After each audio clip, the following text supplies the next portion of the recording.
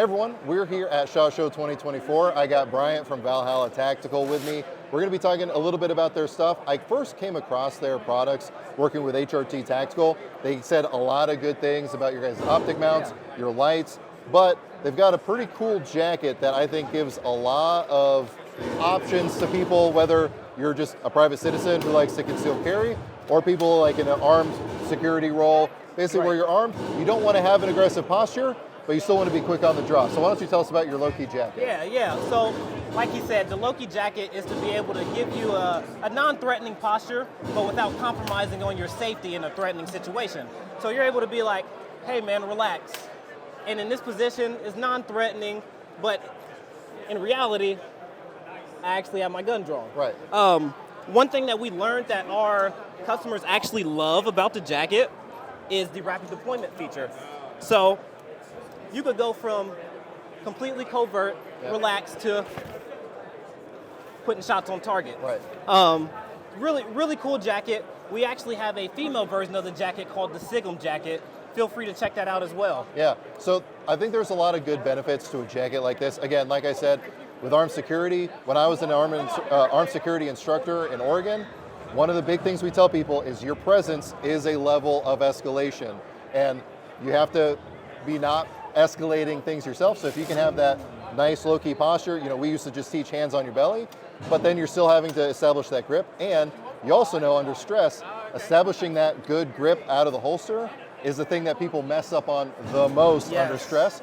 So if you can already be starting positive grip on the pistol, full control over it, and then it's just a matter of presenting the gun out. Exactly. While still not presenting a threatening posture until absolutely necessary. Right. That's a pretty cool option. It's a pretty cool option. And as a self-defender, it actually kind of gives you the ability to have the element of surprise as well. Because you could, if you would like to, you could actually fire your first shot through the jacket if the threat continues to present itself. And then obviously come out, tap rack if need to, and then continue to put shots on target. Right. And the other nice thing too, especially depending on your state and what the local laws are, depending on where you are, even if it's a life-threatening encounter, you have your hand on your gun. If you were to be drawing the gun with your hand on it, that can get you into some trouble. Yes, whereas you have your hand on your gun, things de-escalate, hand comes out of your pocket, no one has any idea where things were going. Exactly. But you were still prepared if things did escalate to that point. Exactly. You have full control over your level of force escalation. Yes. Now, I think that's a cool option. They're actually giving me one, so I will be doing a lot of testing with it. You're going to see it on the channel a lot more in the future. But since we're here and we've got some other cool stuff, why don't you talk to us about your optic mounts for rifles? Yes. So, our optic mount, it is called the Rook. It is made out of grade 5 titanium. I completely love this thing. Yeah. This one is a true co-witness, but we have our standard optic mounts at 1.93 for your 1.93 optics, so that way when you do go to transition, you don't have to fiddle with putting your head up or ducking your head down, things of that nature. Yeah. My favorite feature about our optic mount is definitely our RMR plate. Yeah. So this feature allows for you to change your battery at the bottom of the RMR, so that way you no longer have to take your RMR off and then re-zero your optic every single time. The additional feature that we added as well is it actually holds 2 batteries. So one to power your RMR, and then your backup battery when you need to change. Yeah, I mean, we've all known for a long time one of the big weak links of the RMR is having to take it off every time you want to change the battery. I get how long the battery life is on paper, but you're going to have to change it. So being able to do it without taking anything off the gun is super, super convenient. And then also having that extra battery. Exactly. I'm a huge proponent of having extra batteries on the gun so that no matter where I'm at, what I'm doing, I always have stuff ready to go. And then also having the ability to do it at a 193 or get the absolute one. I know a lot of guys running their magnified optics at 193 now. You still have the option of having a co-witness height without having to do your little turtleneck motion to try to find it. Yes, and the Rook is also completely reversible. So if you want it to be on the right side, cool. You want it to be on the left side, you can do that as well. Another cool thing is If you have a true co-witness and you want a 193, because for whatever reason you changed to 193, you can actually just buy the 193 tower and swap that out. Cool. So obviously you can see here it's got the RMR on it, so your Holosun 407, 507Cs, something like that will work. Is it going to be compatible with any other pistol dots? Yes, it is. It's actually compatible with the any optic with a Delta Point Pro footprint. Okay. I'll just put a list on the screen of all the different optics it's compatible with, because there's so many different optics and patterns out there. It's hard to keep track of it myself. Yeah. I can only imagine with all the numbers and specs you have to know, it's a little bit tougher too. Yeah. So we'll put that on the screen. Obviously, as things change, updates will show up on their website if other optics become compatible too, right, or as other optics get released. But you're not just stuck to that, Holosun or RMR pattern.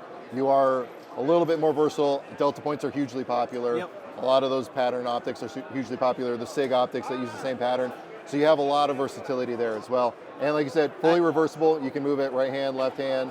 So you've got a lot of versatility there. And I remember this Delta Point Pro, Aim Point Micro, and RTS2. Okay. And obviously RMR. So any optics with those footprints, you're good. Cool.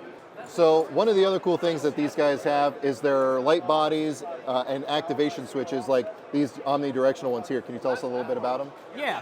So this tail cap right here, we call it the ODA. It's an omnidirectional activator.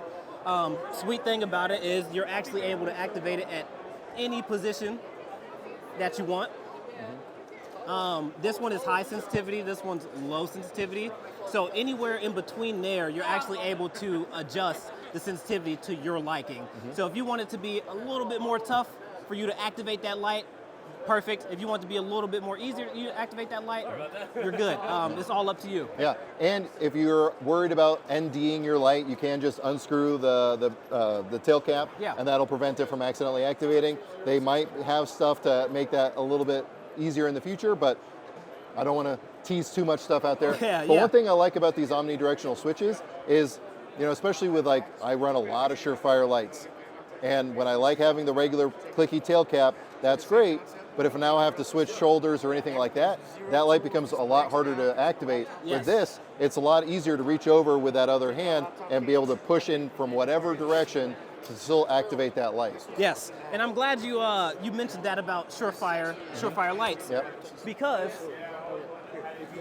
for our Surefire lights, we actually do make the ODA for Surefire lights as well, and we actually do make a throw lever for the Surefire light, so that way you're able to disable the light completely, so that way you don't have any accidental discharges with white light under nods or anything of that nature. So how that works is it's completely adjustable, and right now this is on, and then as soon as you turn it, now that light is completely disabled.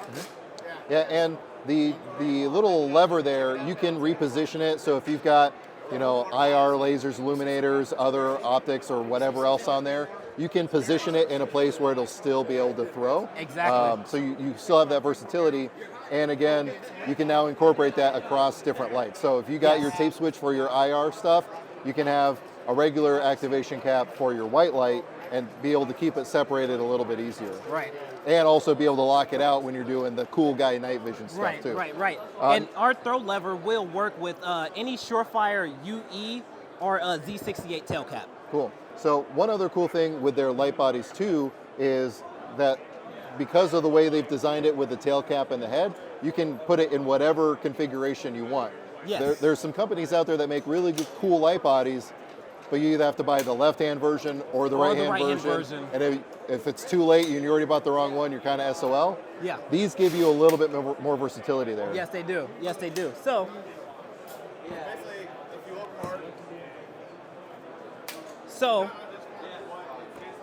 if we were to take off the tail, take off the head, this right here is called our SOL, SOL, and it stands for Selectable Orientation Light Body.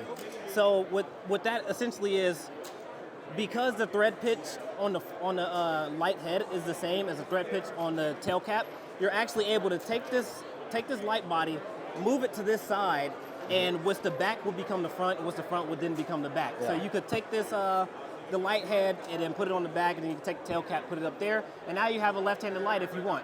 Yeah, so you're not stuck in one, or let's say you bought the one you wanted, you got the correct one, which most of the people I know that have bought one did not get the correct one the first try, but now you've changed guns, you've changed setups, you put it on a different gun and you want to reconfigure it.